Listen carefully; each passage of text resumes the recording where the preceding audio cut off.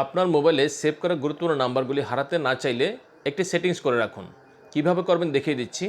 আপনি আমার পেজে প্রথম হয়ে থাকলে পেজটিকে ফলো দিয়ে রাখুন এরকম গুরুত্বপূর্ণ ভিডিও পাওয়ার জন্য।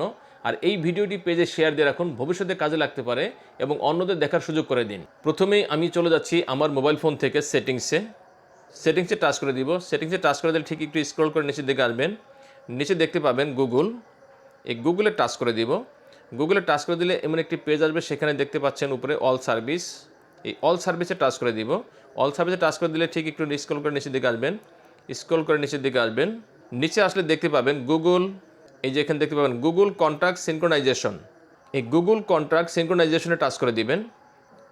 এখানে টাচ করে দিলে দেখতে পাবেন also synchronisation device and SIM contact, এখানে টাচ করে দিবেন।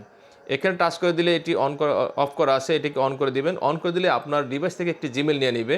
আপনি একটি জিমেল সিলেক্ট করে দিয়ে দিবেন। সিলেক্ট করে দিলে এটি আপনার মোবাইলে অন হয়ে গেল। এটি আপনার মোবাইলে অন হয়ে গেলে আপনার সিমে বা আপনার ডিভাইসে যে নাম্বারগুলি সেভ করা আছে সেই সকল নাম্বারগুলি আপনার জিমেলে সেভ হয়ে যাবে। পরবর্তীতে আপনার এই জিমেল অ্যাকাউন্টটি অন্য যে কোনো ডিভাইসে লগ ইন করলে সেই ডিভাইসে অটোমেটিক্যালি নাম্বারগুলি আবার ওই ডিভাইসে সেভ হয়ে যাবে। এমনকি নতুন বা পুরাতন সব নাম্বার আপনার এই জিমেলে সেভ হয়ে থাকবে। কোনো নাম্বার আপনার মোবাইল থেকে ডিলিট হয়ে গেলে সেই নাম্বারগুলি অটোমেটিক্যালি ব্যাকআপ নিয়ে নেবে। ধন্যবাদ।